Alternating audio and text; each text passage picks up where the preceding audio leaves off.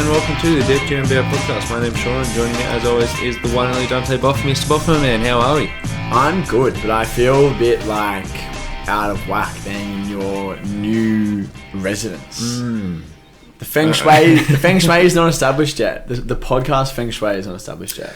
Yeah, we're going to have to, get this down to a fine art like we have in previous households. This is what the fourth house we've recorded in, which is quite interesting. We've been doing this for like 3 years. We have been doing this for 3 years, and maybe not to bury the lead, but is this episode 150? Oh fuck yeah, it's episode. I was thinking about should we do something special, but we've made shirts, and I feel like people can still buy shirts if they would like. We do have 7 shirts left. 7? Yeah. Oh, I thought it was 10. Nah. Yeah. Well, we also need to go around and drop some of them off. Yeah, we do. We'll do that soon. I had two shirts sitting on my bed for a few days, and I was like, and by a few days I mean like 10 days. And I was like, whose shirts are these? Like, why do I have these? Like, I only took the amount of shirts that I had to give to people. I gave all the others, and I'm left with 2 of them. And then I'm like, I don't know whose these are. Brainwave. One of them's mine. So now I've only got 1 shirt that I have to figure out whose it is. Congratulations. Josh Gilmore, if you're listening, if it's the right size, that's your shirt. I'll send it up to you in Queensland. We will get the shirts out to the people who have ordered them. But 150 and we're ringing it in a new home. This feels like symbolic. Am I reading too much into this? No, not at all. And closer to the Deep 2 hub, which I'd say is your house for some reason. What, did you catch the bus here, or did you drive over? I drove, but I could very easily catch the bus. But the option's there. The option's now there. I probably will never catch the bus here. Oh, because you told me, hey, it's just a bus trip. Yeah. Maybe, if I was coming over at 7 p.m. on a Saturday, I'd catch the bus. Yeah. Yeah. If we were having like a bit of a wet podcast, more so than usual, then I'd catch the bus. But unfortunately, I'm a slave to my car. I told someone recently, someone who I've met in the last couple of months, and who got to know me as a person.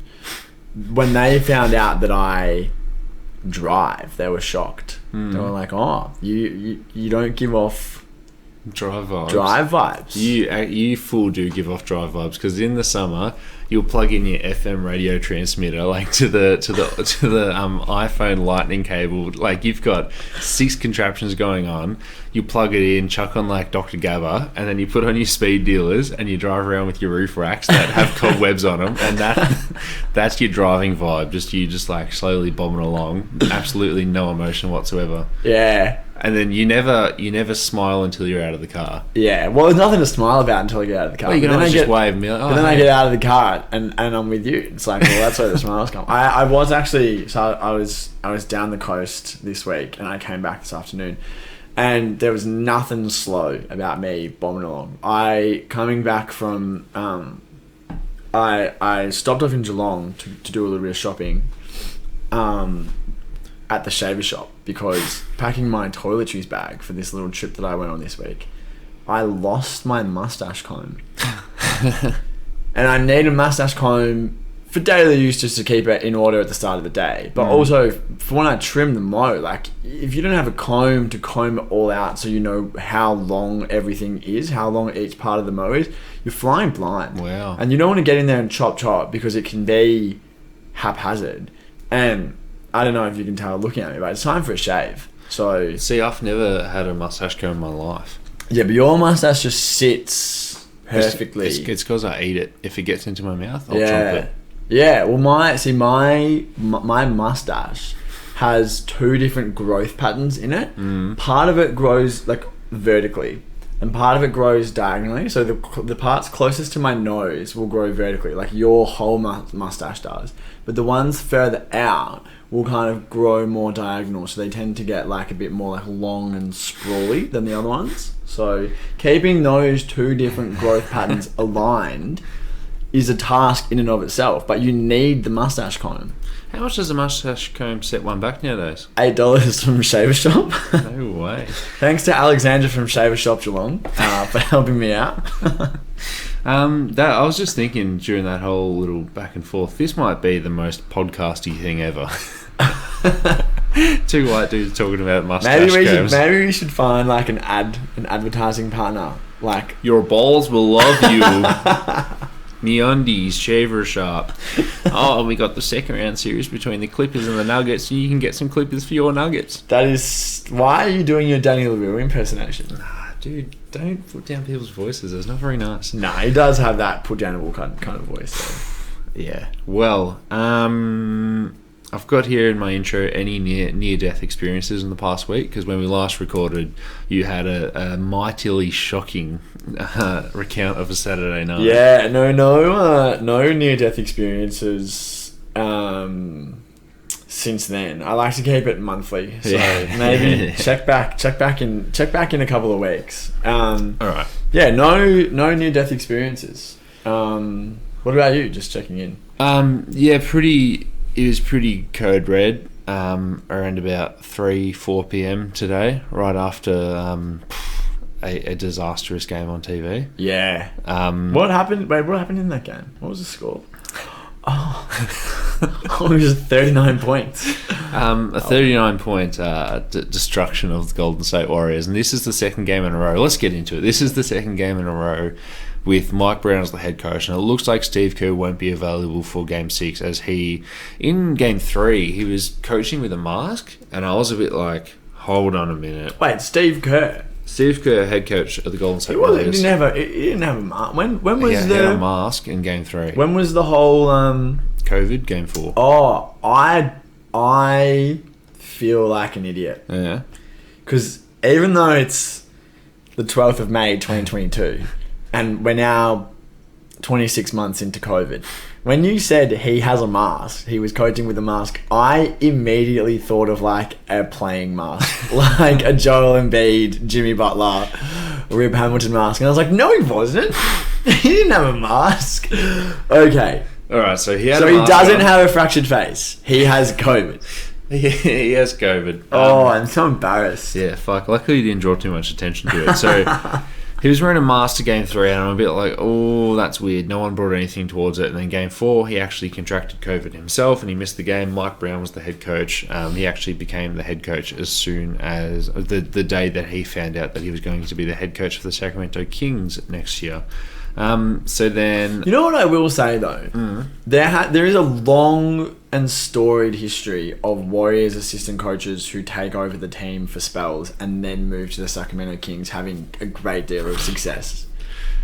Yeah. There is a long tradition of that happening, so I feel good about Mike Brown.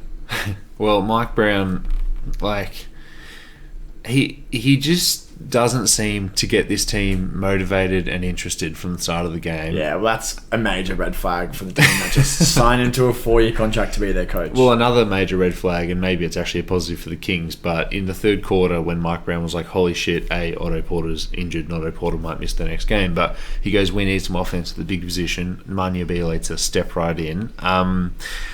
Which, led to just a fucking flurry from the Memphis Grizzlies. Yeah. It's just like, he hasn't been a good motivator for this team, and as soon as they get off to bad starts, this Memphis team we know is good without Ja Morant. We know that they have all the depth in the world, and Tyus Jones hit, it seems like 7 threes, but let me just check. He hit 4 threes today. Tyus Jones was incredible and was hitting some off the dribble shots, but whether it's just like, oh, that's unfair, this guy's not going to hit these shots, or whether it's just like, hey, maybe don't go down 20 points in the first quarter and don't just like start at a deficit. Yeah. It's sort of like a culmination of everything is happening to the Golden State Warriors right now, because you've got Steve Kerr going out. Steve Kerr, great motivator, great coach. But look, I'm just going to say that's not the same for Mike Brown. You've got the death of Adrian Payne, which was Draymond Green's roommate, and rest in peace to Adrian Payne. But Draymond and his family, essentially they were family friends, and he actually took that really, really hard. So Draymond's not himself. Draymond's not 100%. You've got the whole Jordan Poole thing. Jordan Poole was getting booed at some points during this game for an injury that he didn't cause, but Taylor Jenkins would like to say that he caused. We will talk about that.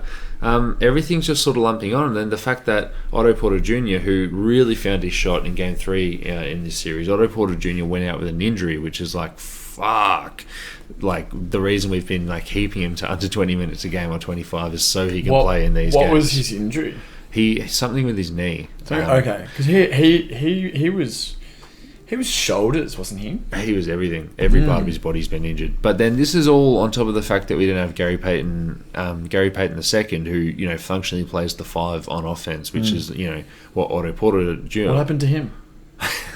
Again, we'll talk about that. And then on top of that, like, we're just looking around like, okay, Mike Brown wants to throw in something other than Kevon Looney out there just to play the centre, so it's like Bielitsa. And then you're like, well, fuck, maybe like Big Jim would be alright here. Like maybe just a different look, because we know that the Bielitsa story is not it. Big Jim would be ready to go. Yeah. Big Jim would be game ready. Well, he would be healthy, but you don't want to... He'd be practicing. Yeah, but you don't want to throw... Like, you don't want to... Why not, though? Like... Because, like... No, but seriously, though, like, why not? Because if the alternative is throwing in Bielitsa, to paraphrase our dear friend Draymond Green, he's an 82-game player. You just can't play him extended minutes in the playoffs because he just is essentially just like a target. Not only is he a target, but he's a target with a neon sign saying, drag me into pick and roll action. But so would Big Jim. Big Jim less so, though. And at least Big Jim has athletic traits to cover up for it. I.e., if he gets beaten, he's got the length to recover. He's more nimble.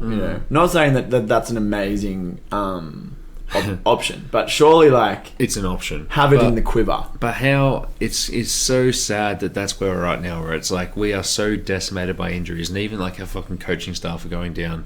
Yeah, but don't. Okay, I mean this for you, like for your own enjoyment. I know what you're going to say. Let's skip past this experience. For your own enjoyment of the playoffs.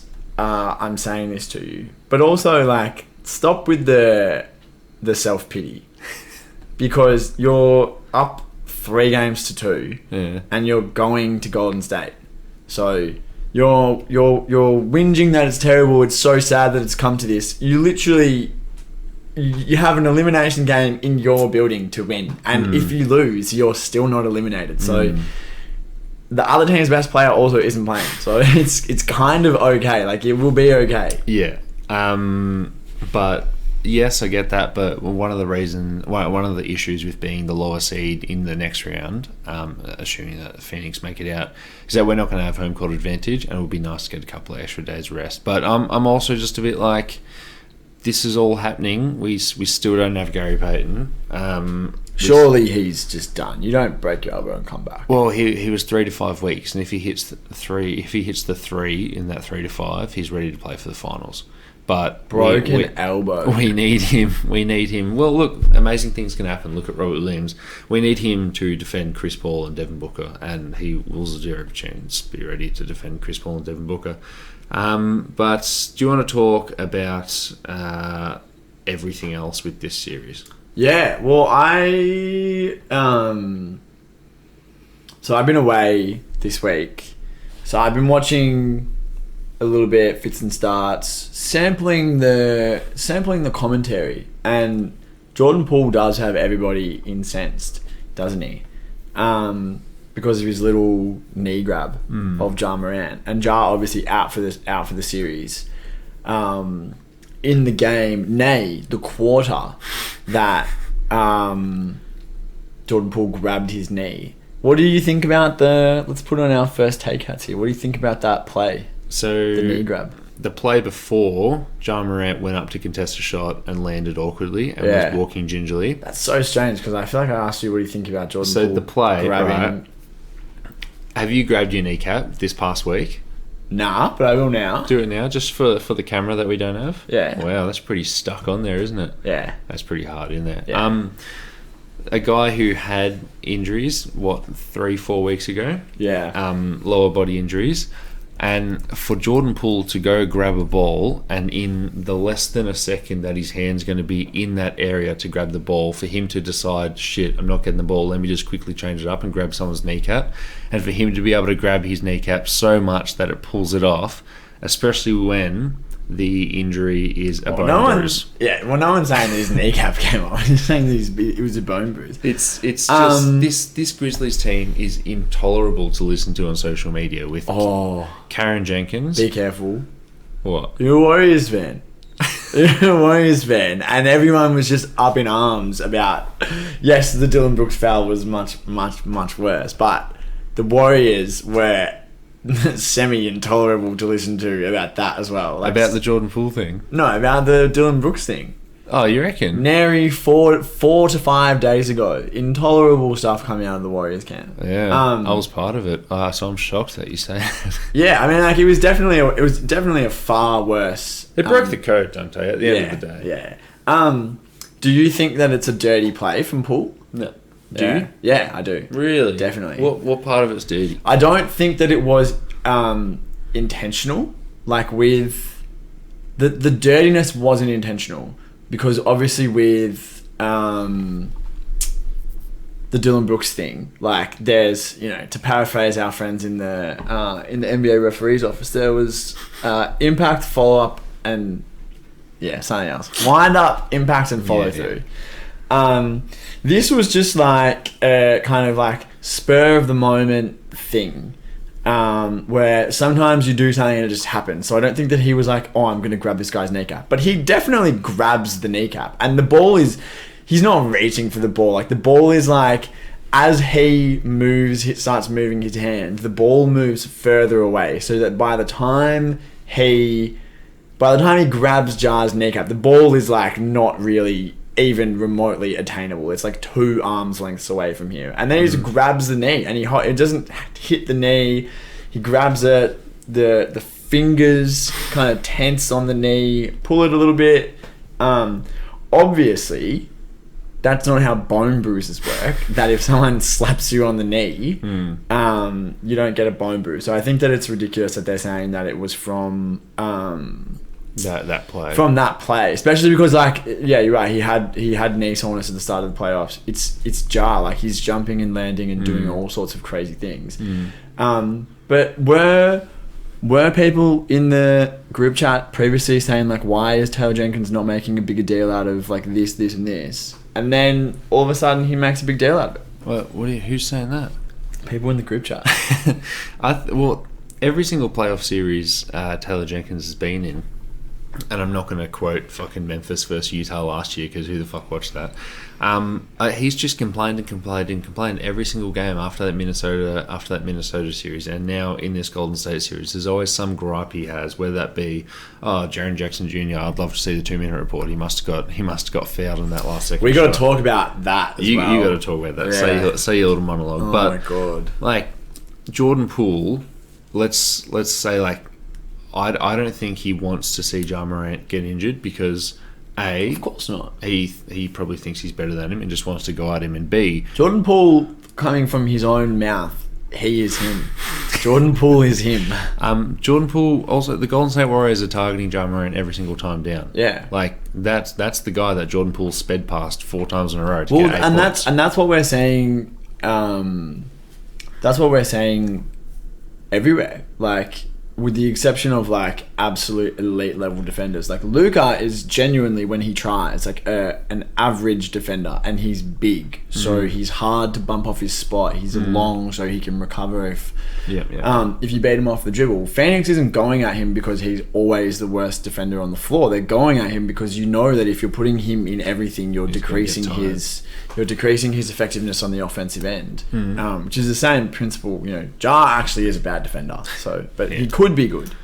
He just needs more weight to him. Like, it's just hard. It's just hard to, when he recovers, it is just a little bit like a fly. It's just hit you. Yeah, but also there's ways around that. Yeah. Well, all right. We actually didn't talk about Dylan Brooks, but I feel like everything has been said.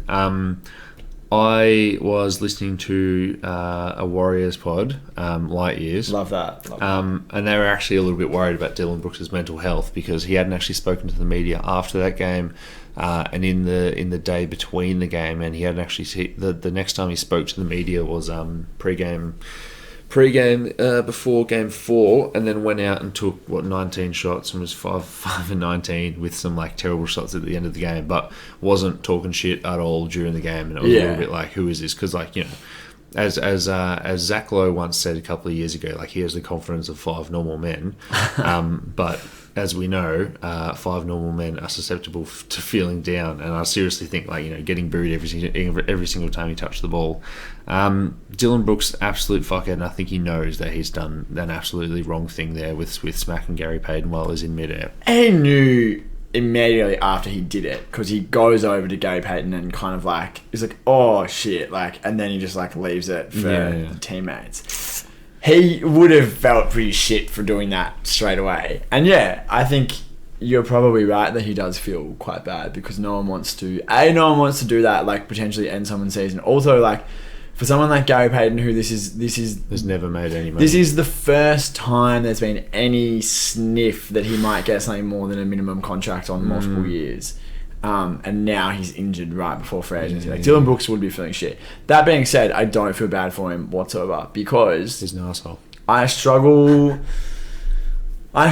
to relate to these people who are earning so much money that if they feel bad from their job that pays them $15 million, it's like, well, I would like to feel bad for my job if it paid me $15 million.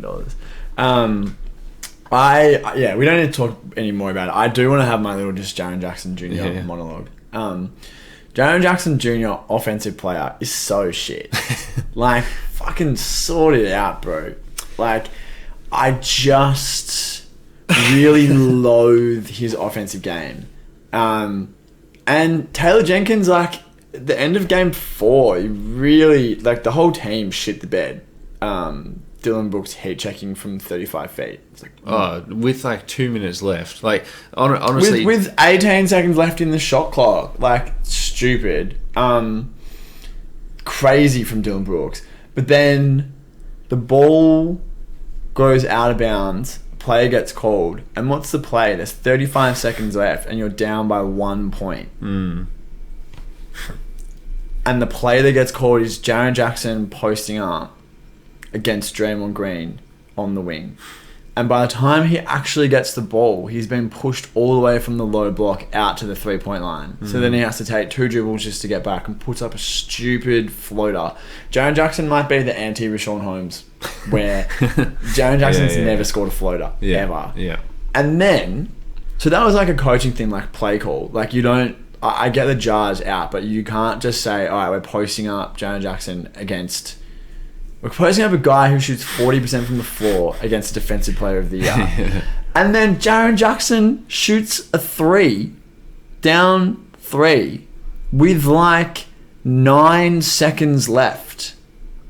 He runs up and he acts like he's Davis Bertans, where as soon as he touches the ball, he's just shooting no matter where he's from. And it misses everything with 9 seconds left. And you just like, not to say that you would have scored had you got a better shot, but like, you completely just sabotage any chance that your team has because you didn't know the situation. You didn't know, either he didn't know the time on the clock, which is inexcusable, or he doesn't have a filter, a developed sense of like how a play is unfolding and how long things take to unfold, because the play had been going for like 3 seconds when he shot and there was 9 seconds left. And that, if that's the case and he doesn't have that development for that feel, like, that kind of feeds into my argument again that Jaren Jackson, offensive player, is shit. Yeah, I really like Jaren Jackson if he's your 4th option on offense, but obviously with no jar, like, I hate him. He's having to take some shots that are a little bit ugly, and like he's making some of them, but he takes ugly shots all the time and he misses them. But some of the times he's making them because it's like, okay, Draymond's the tallest guy in the court right now, and you've just posted up Andrew Wiggins. Like, congratulations! Like, I'd love to see maybe Dante's got a shot posting up Andrew Wiggins. Andrew Wiggins is literally not ready for my Dirk fadeaway. So just to finish this up, if you had asked me 2 days ago, I'd be like, feeling good about Golden State Memphis, like gentleman sweep, GS by GS. But now Game 4 was a huge rock fight. Game 5 was absolutely filthy, putrid, disgusting. Still no Steve Kerr for Game 6, but as you said, they still don't have Ja Morant for the rest of the playoffs. I will be watching Game 6 with very closely. What do you think is going to happen with the rest of the series? I think you're going to win Game 6, and it's going to be 4-2. And then Ja will delete his Twitter account for the rest of the playoffs.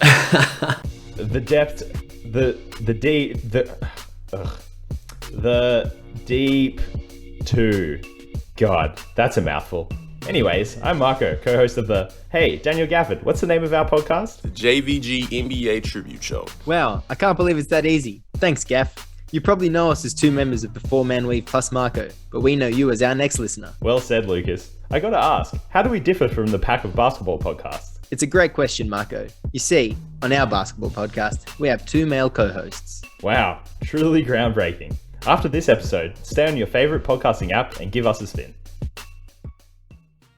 All right, let's move on to your playoff series with the Phoenix Suns and the Dallas Mavericks. What have you been seeing in that series? I've been saying everything in this series because you really do have to cherish the times when your team is in the playoffs, as I'm sure you know. I haven't had many of those recently, so I'm cherishing every second of it.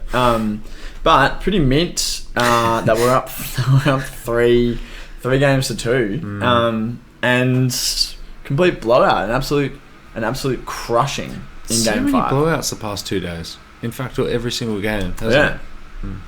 Well, except for this morning with Milwaukee and Boston, that was quite close. So, do you reckon you'll win in 6, or what's the go there? I think it's going 7. Yeah, I think it is legitimately going 7, because we have had nothing going offensively in Dallas. Like, all of our role players have just been completely cold, and even non-role players, like Ayton's not a role player. Like Mikal Bridges and Ayton are like not like just like your classic role players. They're integral parts of the offense. And Ayton, in games 1 and 2, it was like, oh my god, this guy just looks like Tim Duncan. He just looks like Tim Duncan. He's just catching, shooting from the mid-range, and it's unguardable, it's unstoppable. And then in games 3 and 4, I'm sitting there and I'm like, take a dribble and dunk. There was a moment in game 5 where Chris Paul slipped a pass into him off the pick and roll, and he caught it at the dotted line, and he could have just taken 1 step in, didn't even need to dribble, and dunked. The rim was like on his left, and he could have just gone left. Instead, he turns all the way back around and takes a left hand hook over his right shoulder and misses. And it's like, oh, you really... In the off season, we just need, we need to get like the coaching staff just to say, you're not practicing anything except dunking. We're gonna put all sorts of barricades and barriers in front of you, and you need to dunk. Anyway, I think it will go 7 just because we haven't produced a performance in Dallas yet, and part of the reason why we won in game 5 at home is because, you know, our dudes shot better, not from 3 necessarily, but just in general, like the mid-ranges that we survive off of, that we thrive off of, were going down, whereas in Dallas the 3s weren't, and Dallas hit like 23s in game 4 or something crazy. Yeah, Dorian Finney-Smith had 8 or something. I think for the series going into game 5, Reggie Miller, God bless Reggie Miller, who's by far the worst NBA commentator. He's so bad. Reggie Miller was saying, I think that there was we were minus 63 in the 3-point ratio, which is hard to do, and B, hard to be winning 3 games in a playoff series if you're you're getting outscored by over 23s for the series. But ultimately I think we'll win because you're the better team. I think Luka has another big game in him, but like Chris Paul has kind of like coasted the last 3 games, and like there's something big coming from him if we need it from him. It's like maybe just score in the first quarter. Like you can so clearly see it's like he's just getting everyone involved, which is like great. He's a point guard, but like if it's a close game and you're in Dallas, like your role players aren't going to hit your shots. Like role players struggle to hit shots away in a playoff series. So if you're Chris Paul, like you're clearly a Hall of Famer. Like, just go out there, maybe start your little snake dribbles in the first quarter as well. Just, like, get some points on the board, because as a Warriors fan, I know that it's not fun to start double digits every single time you try and win a game. So it's, like, a little bit more, like, you know, flopping his dick on the court from Chris Paul. But, like, even with that, you just get more home games than this team, and your role players are just going to play better.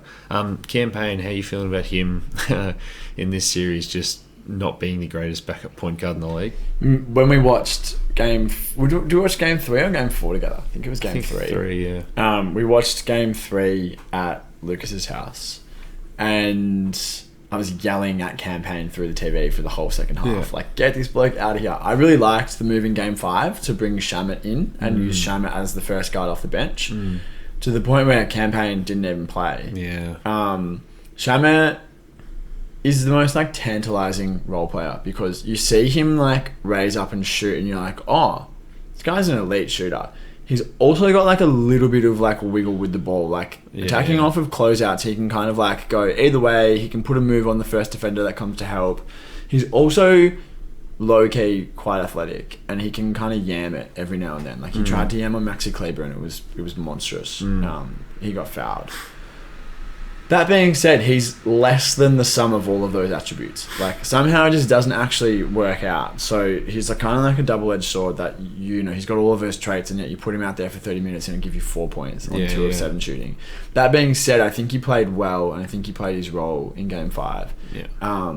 And he's just another bigger body that is out there on the perimeter. That means if Luka goes hunting for campaign, instead of getting the 6'1", 180-pound campaign, he gets 6'4", 6'5", 220 Shamet, and it's like, well, Luka still obviously has a huge size mismatch there, but at least it's kind of reduced. So I like it. I wouldn't be surprised if we don't see campaign again. I mean, campaign's awesome in the regular season, and like his best trait is driving past some fucking Orlando big man and just slipping in some little layups. Like maybe he's just a really nice regular season dude who can start. He was the best backup point guard in the playoffs last year. I think that it gets to the playoffs and it's just matchup dependent. Like looking forward to if Phoenix does advance to the next round, say we play the Warriors, where the best offensive threats in the Warriors who are going to have the ball in their hands is Curry and Poole, which is not a size mismatch of any order of magnitude like it's a size mismatch with Luka. So maybe Steph will hunt Payne because he's not an amazing defender, but he's not hunting him because he's small. He's not going to get him on his back and just back him in. So it's less of a mismatch there. So I think that there still will be a role for him to play as we go forward. But I just think that like we've seen it with Steven Adams. In Memphis, where it's like, look, this just isn't your series. This just isn't your game. Like we're just not going to play you, and it's it just is what it is. And then he comes back in. They're all pros. They keep ready. Campaign he didn't touch the court, and the whole time the cameras cut to him, and he's just like vibing on the sidelines. He's just like loud, channeling his like early 2010s Patty Mills. And just one thing I've taken away from this series is that like Dallas, since the Kristaps Porzingis trade, like they obviously broke up a distressed asset into multiple smaller, easy to eat pieces. And Spencer Dinwiddie's had, a mini renaissance in the second half of the season. That's been awesome, and Jalen Brunson's been able to do more with just the floor spaced. It's clear that like the Phoenix Suns are competing for a title this year, while the Dallas Mavericks are in a little bit of a limbo mode at the moment. And that's not to say that they've built this team poorly. It's just like they're in the playoffs. They've got really good individual players, but it's like, okay, Dwight Powell, you're going to need to upgrade in that position. Like you're going to need to do something there. Maxi Kleber, maybe he's just Nick Batum, where it's like, okay, he's very, very good situationally in the playoffs, but for the regular season, like he's not going to be playing the 5 forever, and maybe you just essentially want him to coast, even though, what is he, like 30, he's actually 30 years old. Wow, he looks very young. Like this team's not complete, and it's actually looking really good if they can keep Jalen Brunson, if they can make a move just to upgrade the Reggie Bullock spot and upgrade the Dwight Powell spot, which are very easy things to do. And like Frankie Smokes is getting minutes just for the laugh of it. Like there are heavy upgrades to be done here, and they seem very easy to do, whether that be trading for a superstar like Bradley Beal or just upgrading on your role players. Like things are looking good for the Dallas Mavericks moving forwards. Do you agree with that? Yeah, definitely, because now that you've got KP off the books and you've got those bite-sized contracts, it's so much easier. Not that 20 million for Dinwiddie is like bite-sized, but compared to KP, it's like shorter and less. Far easier to package together, far easier to get max salary for players who might actually want to come there. And then also, the picks that they gave up for Porzingis was 21 and 23, I believe, first round picks. And so now, there's only one pick that they owe. So if you needed to package something along with those salaries, you could easily do it. It's like Josh Green, a future first, and one of those salaries, which isn't going to get you anything crazy, but like this, I'm liking where this Dallas roster is going. At the start of the year, I was a little bit like, oh, what is Zinger going to be healthy? And like, let's just see what happens. But now it's like, okay. Well, and especially because the thinking when they traded him was like, they're just punting on this season. It's going to make them worse in the short term. But everyone could see the logic behind it. And I think we're both like, yeah, if the price that you have to pay is that you just like lock yourselves into being the 6 or 7 seed and you just lose in the first round to get off Porzingis for relatively little pain, then you just do it. But for them to have not stumbled but surged to finishing as the 5 seed and to have figured out like what a successful playoff offense around Luka can look like without Porzingis, where you just want to play 5 out and go small. Like imagine if they get, I don't know who this player is, but like you're talking about Maxi maybe not being the answer full time. Imagine if they get someone who could be the answer full time. Yeah. Well, even like, I mean, don't want to get too much into hypotheticals, but like a good JaVale McGee as your starting center, Maxi Kleber, and what if you get Nick Batum on the free agency market? All of a sudden you've got, you obviously don't need points out of your front court, but you've just got 3 different looks there at the 5, which would be nice. If Clint Capella is healthy and becomes available? Like, get Clint Capella to Dallas for Luka. Or Rudy Gobert. All right. Or Rudy Gobert. The first thing they have to do is re-sign Jalen Brunson, and that brings us into the first piece of news that we've really done in a handful of weeks here. But coming from Jake Fisher of Bleacher Report, Fisher. It is official. Yeoman's work. He's all over it. If there's a story, Jake Fisher's on the case. It is official now that there are 3 teams throwing their hat in the ring alongside the Dallas Mavericks to sign Jalen Brunson. They are the Knicks, the Pistons, and the Pacers. The theory behind these teams is that the Pistons, who have, I think, the most cap space out of any team in the whole entire league this offseason, they can offer as much as Jalen Brunson wants. They see him as a solid fit next to Cade Cunningham, similar to what he's doing with Luka Doncic right now. New York just want a capable point guard that can stay on the court, and as we know, among small chubby point guards that go to New York, he's obviously going to fail if he goes there, so would recommend him not. And Indiana has the Rick Carlisle connection. Rick Carlisle is addicted to small point guards. If he could somehow inject them, I think he would try and find a way to do that. And Indiana incorrectly want to get right back into competing next season as soon as they draft high this year. So there's 3 teams out there. He is an unrestricted free agent because he signed a straight 4-year deal after being drafted in the second round. So is there somewhere that people could read about that? You can actually listen to it, Dante, on the Deep Twos YouTube channel. But what are your thoughts here on these teams, and who would you like to see him go to?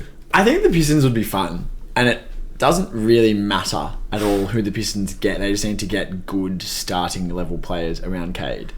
And I think playing with someone who can help him, can help him with the ball handling and not mean that he doesn't have to be both the primary playmaker and the leading scorer of a shit team. Like, if you can share that burden a little bit, you can diversify the role that you're being asked to play, the skills that you're developing as a young player. I think that would be cool. The others I don't really get. Like, it seems like a fait accompli that if the Knicks pay him $25 million a year to go there, he's going to be shit. It just doesn't really seem to me, putting on my like analytical but also like my spiritual hats, there's no way that works out. There's just no way that the Knicks finally signed a point guard to like a big ass contract and that it's Jalen Brunson and he's put up like one season of performance that suggests that he should get paid something remotely near that. There's no way that he goes and he's a success. That's not a Jalen Brunson thing. That's a New York Knicks thing. I fully believe that if Jalen Brunson goes to another team, he can be a great success and replicate the performances he's putting up. But if he goes to the Knicks, it's not going to happen. Yeah. I mean, you just need to avoid that situation. Although then again, for him, like I'd take $25 million a year to live in New York. Yeah, 100%. But yeah, between the point guards of the last sort of 10 years. Just say Raymond Felton. Yeah, well, I mean, Raymond Felton is obviously the the short, chubby legacy New York point guard. But Kemba's gone there. Derrick Rose has gone there and had success, but hasn't been able to play more than 20 minutes a game. Quickly bursts onto the scene and is like, oh, who's this kid? And then second year just like completely stagnates. We've got Frankie Smokes now playing in Dallas.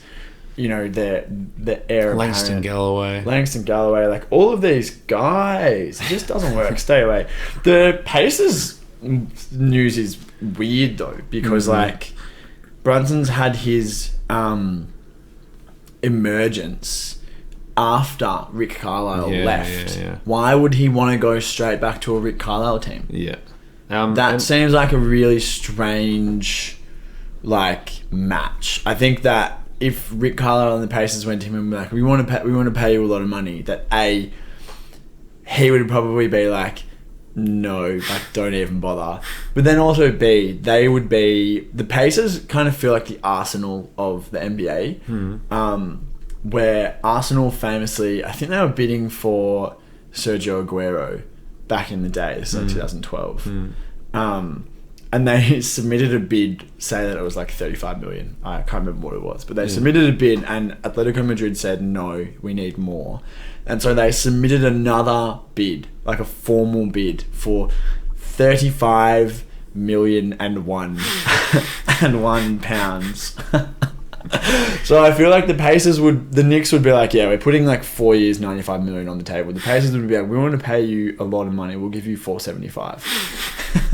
But also, like, we were so happy when the Pacers said they're going to tear it down and rebuild. Like, this is retooling, but you don't have Damian Lillard. Yeah, and then they didn't because all of their guys except for Sabonis are still there, and all indications are Karis LeVert. And Brogdon couldn't. Yeah, but Karis LeVert was just like, get this guy out of here rather than like an asset grab. They got a pick for him. Yeah, well, it was a shit pick. No, it wasn't. Yes, it was. It was the Cleveland Cavaliers pick, and then they fell out of the playoffs. But wasn't it like top 10? No, I thought it was like top 20. Anyway. And I just wish they had traded for Gary Harris. Yeah. If they traded for Gary Harris, it would have been all so fine. The first round lottery protected. Okay, so now they keep split the difference to nothing. So the Indiana Pacers are trying to retool without having the superstar. But speaking of, Portland, who are also trying to retool around their superstar, have named their permanent GM as Joe Cronin. They simply just removed the interim tag that's coming from Blazers PR.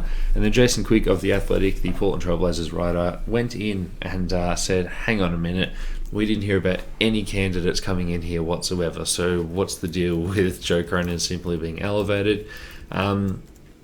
And I guess he just found out that they didn't do a search whatsoever. They didn't do their due diligence. And he had some really nice tidbits in his piece where he just simply says, like, we know that Joe Cronin is the guy here, and he's done his end of season press conference and he's said all these, his words that don't mean nothing. But we don't know what anyone else's opinion is on whether they should, whether they should offer Damian Lillard an extension who's extension eligible this offseason, whether they should go after Jeremy Grant, or whether they should try and just tear it all down regardless of what Dame wants. And here they are. This is like Joe Cronin has just been elevated for. He's done a fine job. Would you give him like a passing grade for this most recent trade deadline? Yeah, I'd give him a C. Yeah. I mean, he got that pick in the CJ McCollum trade that now won't happen because New Orleans made the playoffs, or what's the deal there? So it's like, yeah, sick, Joe Cronin, best of luck. You've got it. I always wonder with something like this, like what the relationship between him and the owners are, because this kind of reeks of not being able to or not being willing to like speak the truth to your extremely wealthy and powerful bosses. Because the truth is, this team probably can't make the playoffs next season, even if Dame's healthy. Like, they would hope. But I mean, realistically, what's the move here? Like, you go all in and throw all your assets in on Jeremy Grant. Yeah. And then your team is a worse version of the guards that you've had the last 2 years, because Dame's a year older and a year more injured. Mm-hmm. And Anthony Simons is not as good as CJ McCollum. So you're downgraded in the backcourt. And then what is it? It's Jeremy Grant, Nas Little, Josh Hart as your three wings. And then like Yusuf Nurkic. the corpse of Nurk, if you re-sign him, but he's going to cost 15 million. So and they, I mean, they don't have any more rights than anyone else does, but they have Joe Ingles. yeah, well, I mean, you can go over the cap and bring the corpse of Joe Ingles back. I mean, he's probably a minimum guy at the moment. Yeah, I guess. Being that old and coming off the injury, like he probably won't have a huge market. He's not going to play till halfway through the year. And then what if he's just like all of the places that could be in the NBA? Because he'd have suitors, like there'd be teams that would want him. So like maybe he doesn't want to stay. I don't know.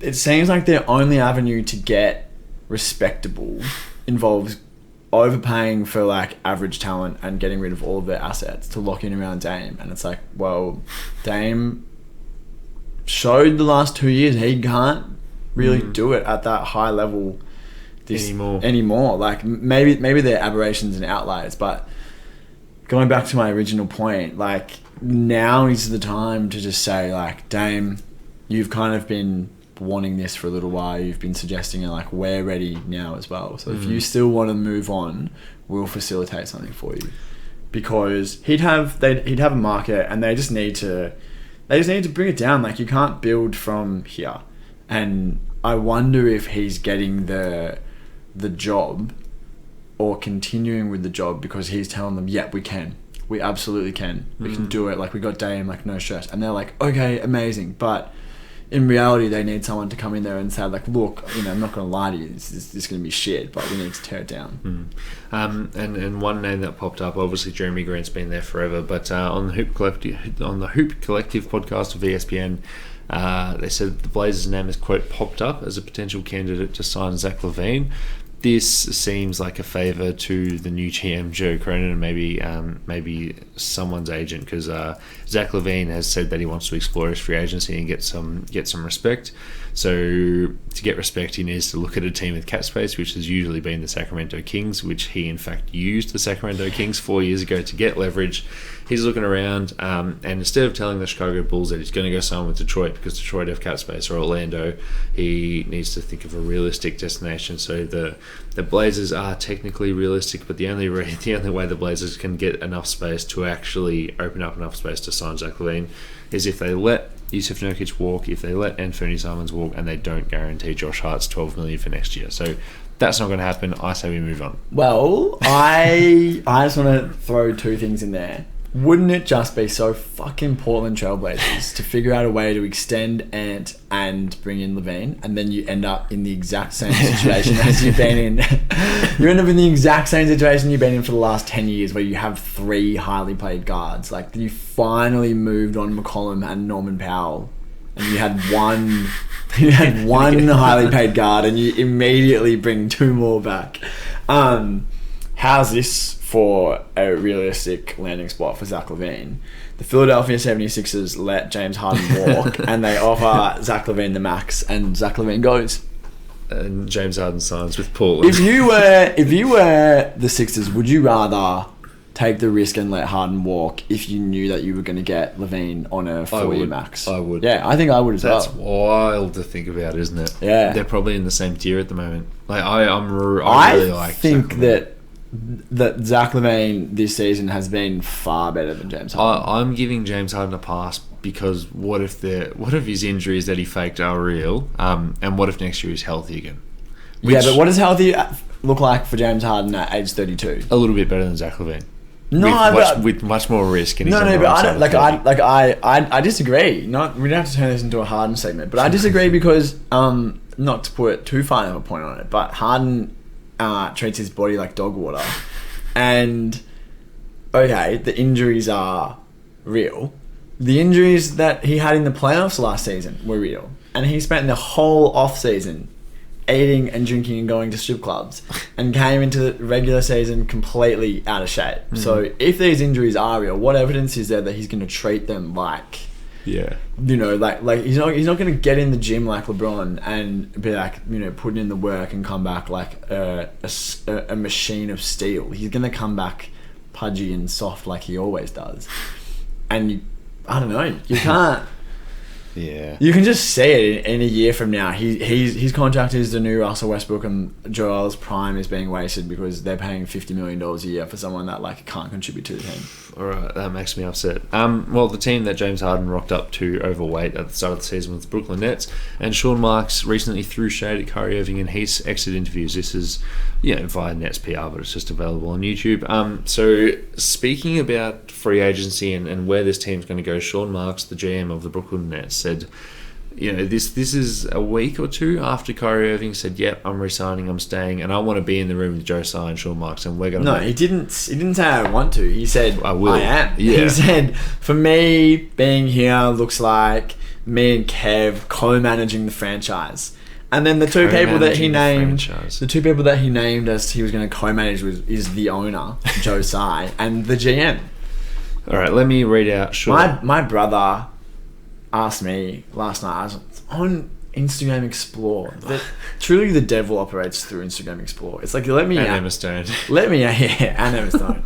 Let me out of the Instagram Explore cage. Anyway, there was some shit video that popped up of like Kyrie streaming Twitch on That was a dumb video. on Grand Theft Auto, and he said some stupid shit, and then he like quit. Anyway, I can't remember what it was, but I asked my brother, who at various points in his life has been very into like video games and like kind of Twitch adjacent things. I was like, "Oh, do you watch Twitch? Do you know about this?" Because I don't really engage. I don't really know what the vibe is. Anyway, he's like, "What prompted that?" I said, "Oh, just this Kyrie video," and he asked me to explain. Like, why, like, what's Kyrie's deal? Like, why is he... I made some disparaging remark. I think I called him a Looney Tune. And he's like, why is Kyrie a Looney Tune? And I was like, Seamus, don't even worry. I can't even explain it to you. Like, if you haven't been here for the last 8 years watching the downward spiral, like, there's no way that anyone can explain Just it to you. catch up. There's no way... No, but you can't even catch up. Like, it's almost like you need to be there. Because it'd be like, oh, like he thinks that he should be making the decisions like with the bosses of the team. Like he's just like a player, and he thinks that he should be like managing the direction. Someone would be like, oh, that's crazy. Like, why would he think that? But that is so just not even the tip of the iceberg. So I was like, Seamus, don't even worry about it. I'm tired of Kyrie Irving. The quote from Sean Marks was, quote, "It would be unfair for me to comment on how this looks with us and Kyrie. To be quite frank, he had some decisions to make on his own. He has to first look at what he's going to do with his player option." Moving on a little bit, I think we know what we're looking for. We're looking for guys that want to come in here and be something bigger than themselves, play selfless, play team basketball, and be available. And that goes not only for Kyrie, but everybody here. End quote. This is, if you're Sean Marks, you're essentially sitting in the driver's seat because you know that Kyrie is going to re-sign. You've got KD under contract. You may as well just be like, fuck you, man. Like, I want players that are going to be available. And like, he's not talking about Joe Harris, who's just had a plethora of injuries. Like, he's named Kyrie here. Like, if Kyrie wants to go somewhere else, it's going to look really bad on Kyrie Irving for just getting out of another situation that wasn't perfect for him. So for Sean Marks to be like, just fucking essentially pull your head in, to borrow a footy phrase, this is sort of good. But as we mentioned 2 weeks ago in the pod, like, how far the Brooklyn Nets have fallen from being the smart organisation in control of everything, trading for Damari Carroll but getting Karis LeVert and crap like that. They signed a Faustian pact. Go on. Yeah. Well, the Faustian pact is named after the European philosopher Faust, and basically the idea is that you like make a deal with the devil, but the door's gonna hit you on the way out. Like, you get something amazing and you're enabled to do something fantastic, have amazing experiences, but there is like a terrible Dorian Gray-esque price that you must pay that's never visible at the time. And for them, it's getting in, turning good vibes and a bunch of guys into Harden, Kyrie, and Durant. Like, sick. How could that fuck up? And nobody 2 years ago was saying that it could fuck up. Like, no one even considered that there could be personality clashes and that like everyone could turn out to be a little bit. Got swept in the first round. The other thing that I was going to say, you just mentioned they're in the driver's seat, but the calculus with Kyrie is different to any other player because, yeah, you're in the driver's seat to get him signed, But it's not like he signs the contract for 4 years and you're locked in, ready to go. Like, we'll see you week 1. You constantly have to be checking in, maintaining, worried that he's gonna, pop. And even when he doesn't pop, like, he took himself away from the team in the middle of last season for 2-3 weeks. He just left, and it was like, oh, Kyrie's like taking some Kim time. What? Like, who does that? Dennis Rodman. Well, that's it. You win a ring out of it, and you get a pass. Yeah. It's once you sign, it's not like there's going to be any relief, and it's like, oh, like, glad that the contract fiasco is over. Now we can just focus on playing ball. It's like with Kyrie, you can never focus on playing ball. And the most galling thing about it all is that the only thing that he'll ever tell you is that he just wants to focus on playing ball. Meanwhile, every single thing that he ever does or says detracts from playing ball and obfuscates from playing ball. And yeah, so I just feel like, I feel like the same way about this whole Brooklyn endeavor as I feel about the New York Knicks signing a point guard to a big contract. There's just no way that it works out. I mean, not much really I can add to that, and add to what Sean Marks has said. Just another Sean doing great work in the world. It's just, look, let's just see how it goes.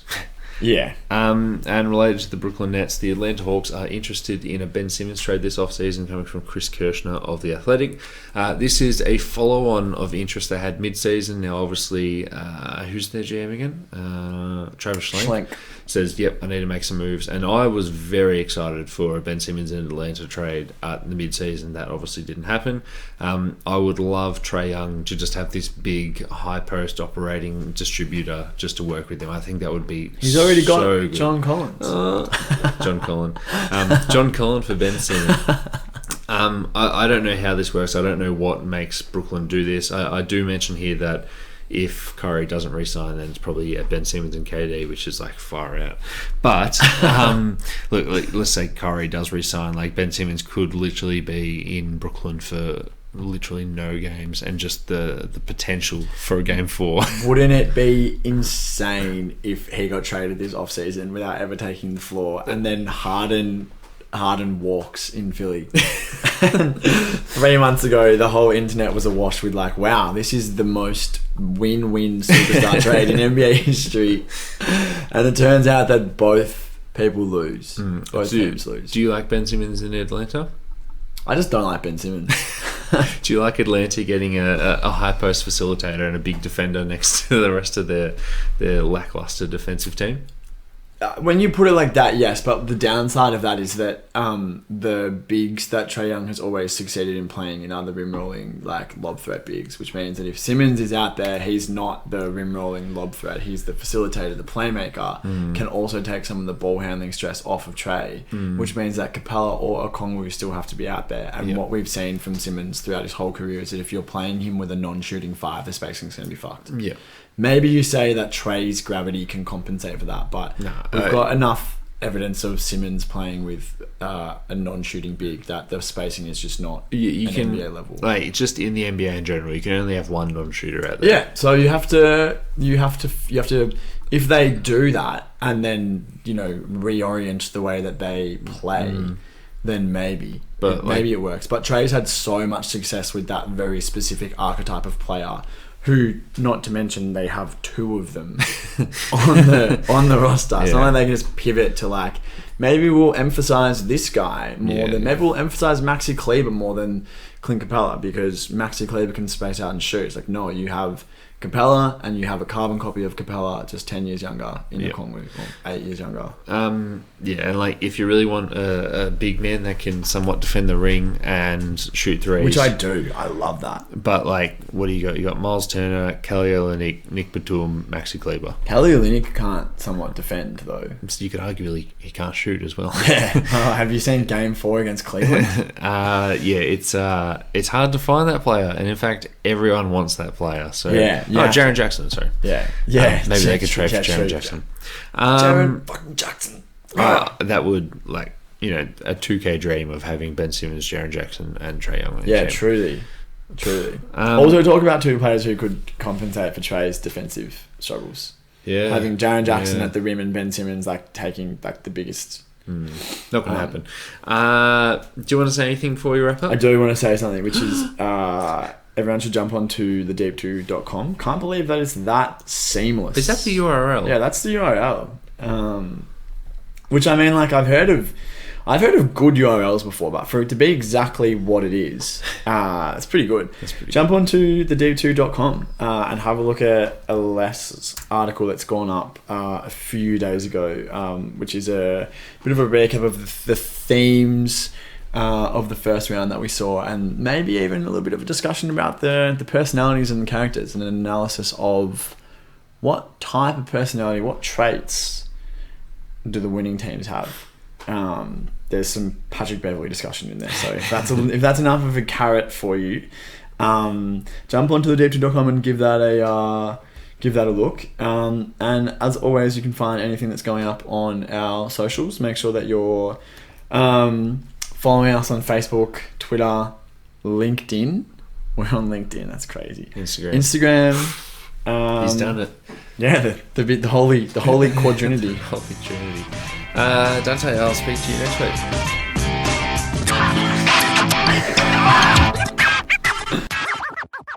If you look for PointsBet's stock exchange listing, you'll find a bucket of jargon and doublespeak as they're considered a, quote, wagering services operator, unquote. That's a corporate stretch for the colloquial friendly brogan or, hey, look, it's Chris Bosh kind of image they're sending off with their targeted advertising. I don't know about you, but take me back to the days when former pro sports players signed brand deals with hair loss clinics or Fujitsu aircons, not, quote, wagering service providers. If you're scrolling through your Facebook feed and you come across the two of our faces morphed into one, would that make you listen to our podcast more? I mean, if it does, let us know and we'll start doing it. But when I see a few NBA players' faces morphed into one, it doesn't make me want to pull out my wallet and donate some money to my local wagering services provider. The worst part is we're coming to accept it. Wagering service provider ads are so ingrained in our sports, and the way sports is delivered to us, it's almost impossible to avoid. 3/4 of Australian children aged between 8 and 16 years who watch sport think that betting on sport is normal and can name one or more sport betting companies. When I was in school, I was struggling to remember Pokemon names, and I'd be furious if I knew that brain power was being used to put towards wagering service providers and not them. The wagering service providers know exactly who to target. It's not okay to let them ingrain themselves in young Australians' minds. It's not okay to target people in the middle of a pandemic, and it's not okay for gambling companies to wield so much influence in the world of sports. To help kick gambling out of sport, use your voice and sign the petition at www.endgamblingads.org.au/petition.